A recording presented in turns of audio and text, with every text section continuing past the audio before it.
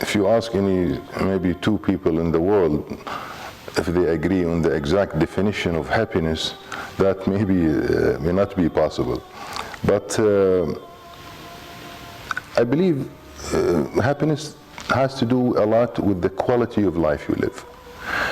Why? Because the quality of life you live, that it gives you hope that you can always improve, that you always can be a better person. If the life around you, if your surrounding is not giving you that hope, then it relates directly to happiness. And I believe the more we provide people with a decent quality of life, the better hope we give them for the future, the more optimistic they become, and they would have stronger ability and resistance even to be a stronger fighter, to fight for the future. So I do believe, yes, the happiness relates directly to the quality of life that we live in. Well, when it comes to happiness, with the perspective you mentioned, yes, definitely happiness also has a historical part related to it. Because naturally, nations have different histories and they go through different experiences. And yes, happiness, when it comes from the UAE perspective, you need to keep in mind that we are a nation less than 50 years old. And your dream get formed and get in a shape based on the experience of the life we're living in the last 50 years. And I think this is very important because the program that UAE have right now for happiness, and we went all the way to appoint Minister of State for happiness. I believe we are the first, maybe the second only state around the world who's doing that.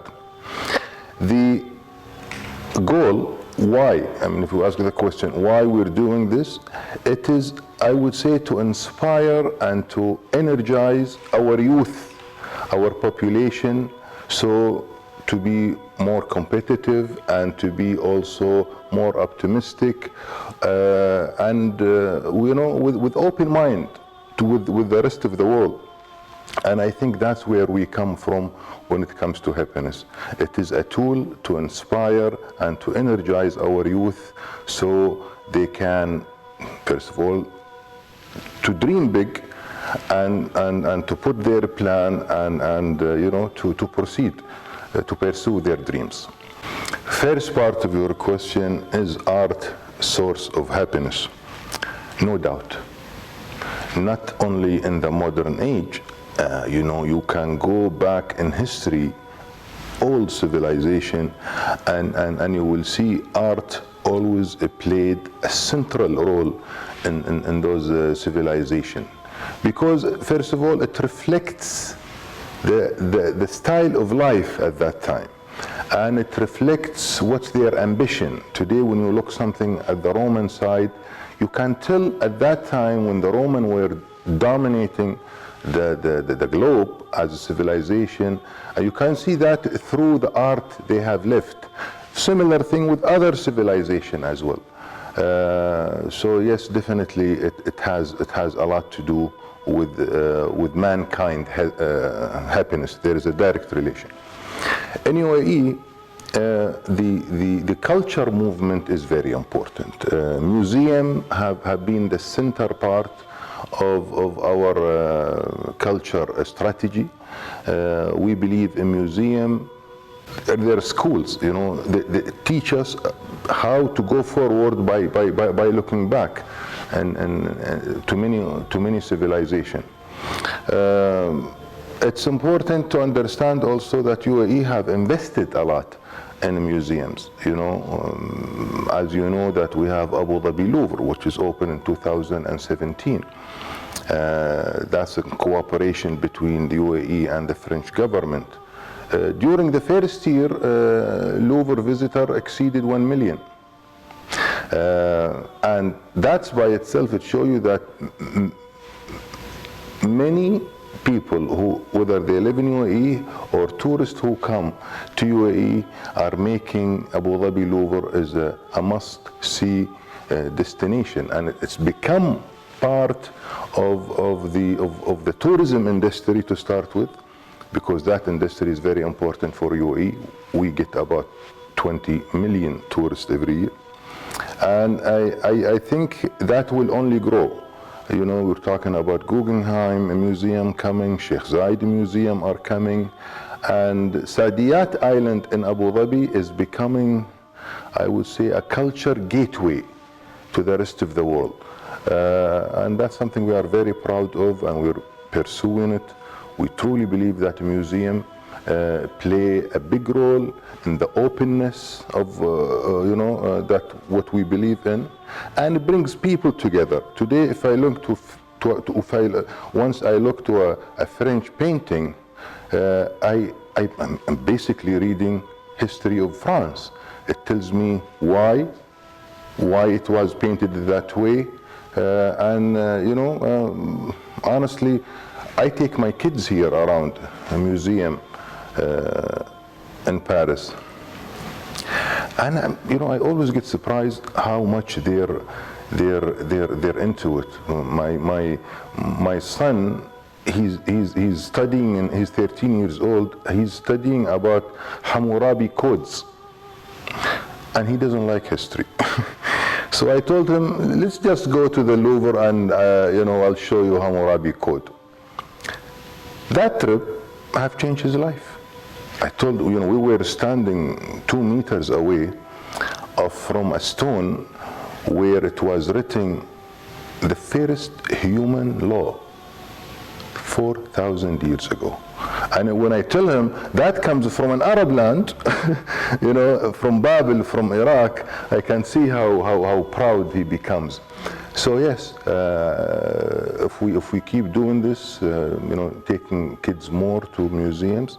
Most of the museums also, they have kids program. I think we will be getting the younger generation closer to museum. I just want to add one more point, which is during the confinement, museum benefited. How did they benefit? Also because they are closed, because people, they start doing virtual visits. And when you go see the virtual visits, honestly, you learn more, because you can focus and look at this piece before you go see it. When you go actually physically to the museum, I think you create appreciation. You understand how valuable this piece of art, not only for the museum or for the French people, but for mankind. It is part of the human development. Well, we promote happiness through different means. It started by government initiative, and so the first thing, the government, to say we're starting a happiness program, they said we will start doing it by the government services. How happy the people, everybody who live in UAE, or about 10 million, how happy they are with the government services. If you go to a hospital, if you go to labor, if you go to anything related to government, you get the services. So what they do, they measure the time it takes for you to spend in any government entity. So that's something very measurable. They collect feedback from the people, from the customers, or from the client, from the citizen who goes, asking for government services, how happy they are. So they measure that. But before that, the government start doing training, coaching of the government employee, telling them there will be some sort of measure for your performance. It's not simply you show up at 9 and you leave at 4 and tomorrow is the next day. If the people who are coming to get the service are not happy, we will come and improve that situation. I think the smart thing when you talk about happiness, you need to put standard of parameters. And how can you reach those parameters? Are you far from the original goal you put for your, for about happiness or not? That's very important, and that's what we're doing. The result was a tremendous improvement in the government services in all sectors, and to bring your government sector to become efficient, and the way the private sector is. This is, I think, it would be something very good for the people who are dealing with or asking for government services. So that's how we started in UAE. We need to promote the standard of life, and respect that everybody have standard of life would really depend who are you asking. Are you asking European? Are you asking American, African? Somebody lives in the Middle East, Chinese, whatever. The idea is we have different perspective of happiness, but the standard is the same. We all want to send our kids to good school, they get good education. We all want to have, roads, health. We all want to have an entertainment in our life. All of that is very important, so we can have quality of life that enable us to dream big, and we can also inspire our kids to become, first to become better citizens, but also to be happy citizens.